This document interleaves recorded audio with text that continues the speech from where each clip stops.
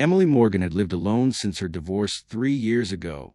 The silence in the house was once unbearable, but it had softened after she adopted Baxter, a goofy, golden-furred Labrador retriever with a tendency to steal socks and nap like a retired old man. He had grown into not just a pet but her confidant, her excuse to go on walks, and the only creature who never interrupted when she talked aloud in the kitchen. Baxter was 6 now, well past his puppy antics, but still full of life.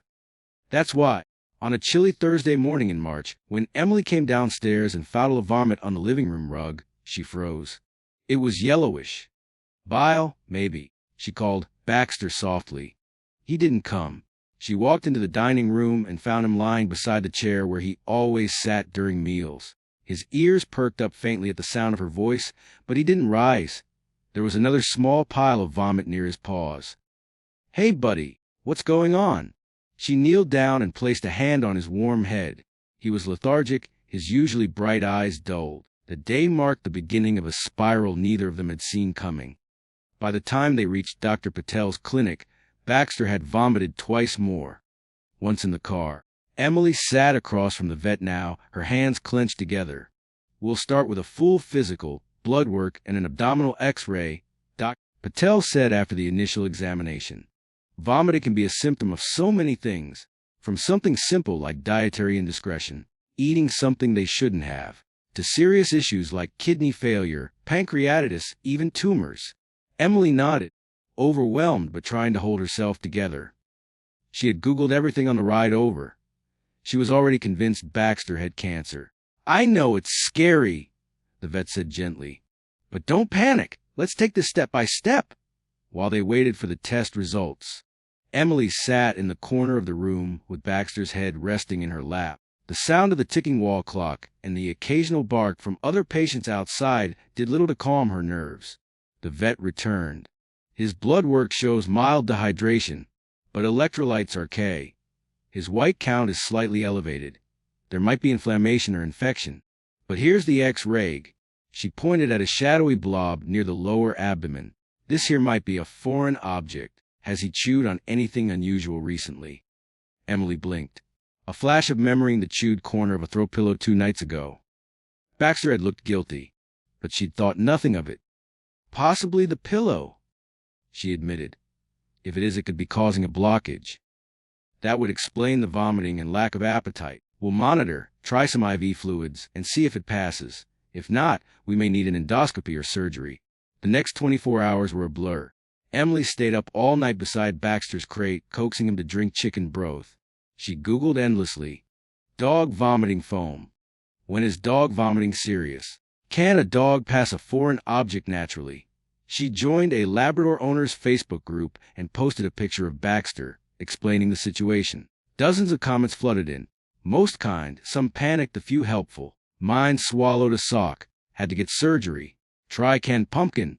It can help things move along. Just watch closely for worsening signs. Vomiting with blood, lethargy, whining, bloated belly. At 3 a.m., Baxter stood slowly, wobbled to the back door, and vomited again, this time with a little blood in it. Emily didn't wait.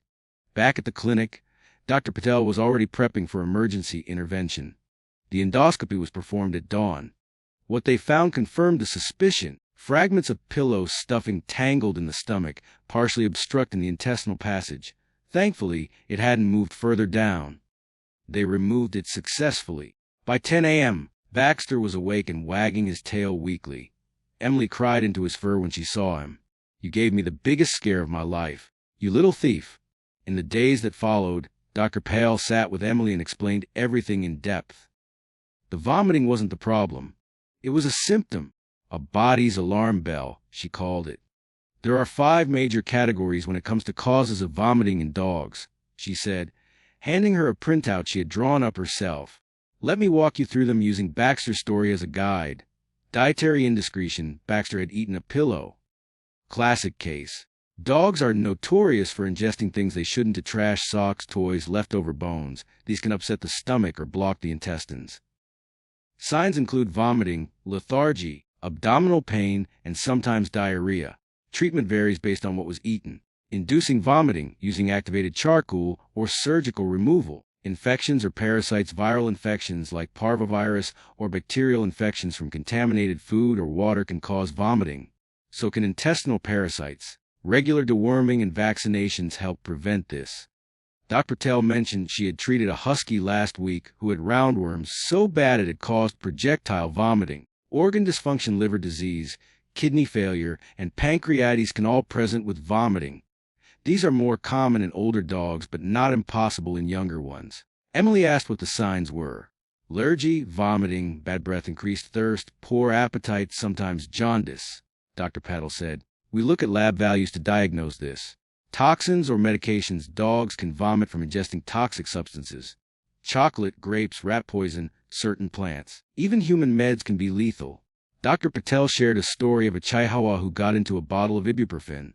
He survived, but barely. Chronic conditions or cancer, persistent vomiting over weeks or months, especially in older dogs, can point to inflammatory bowel disease or tumors. These require imaging, biopsies, and often long-term management. Emily asked what she could do if something like this happened again. Dr. Patel listed out a few home treatments, but with a clear warning: only if your dog is otherwise alert, has no blood and vomit, and the episode seems mild. Fasting for 124 hours allows the stomach to rest. Offer water or ice cubes. Bland diet: boiled chicken and rice in small amounts after fasting. Pumpkin puree helps digestion and soothes the gut. Pedialyte or electrolyte fluids in moderation.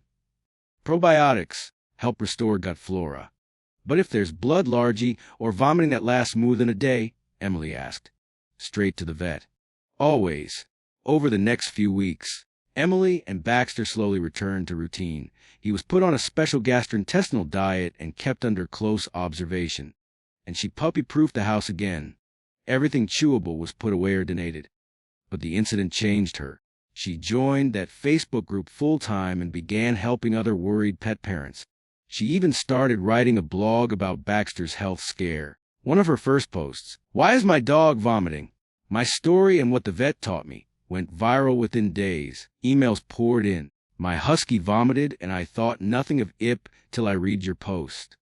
I followed your home remedy and now she's better. Thank you. Your vet's breakdown helped me understand what might be wrong. We're seeing our vet today." Emily hadn't intended to become an advocate, but she realized how few people really understood vomiting in dogs. Everyone either panicked or ignored it. But now she had lived it every terrifying second and could help others make better decisions. 6 months later, Baxter was back to full energy. Emily watched him chase a butterfly in the yard, mouth open in a wide grin, tail swinging like a pendulum of joy. She snapped a photo, posted it with the caption, "He threw up a pillow. I almost lost him. Now he chases butterflies. Life comes at you fast. Listen when your dog throws up. It's never just vomit." Ladies and gentlemen, if there's one thing I learned through all of this, it's that nothing your dog does is just anything. It's never just a cough, never just a limp, and it's certainly never just vomit. That puddle on the rug, it was a message, a cry from a body trying to tell the world something was wrong. Baxter couldn't speak, but his body did. And I thank God every day that I listened in time.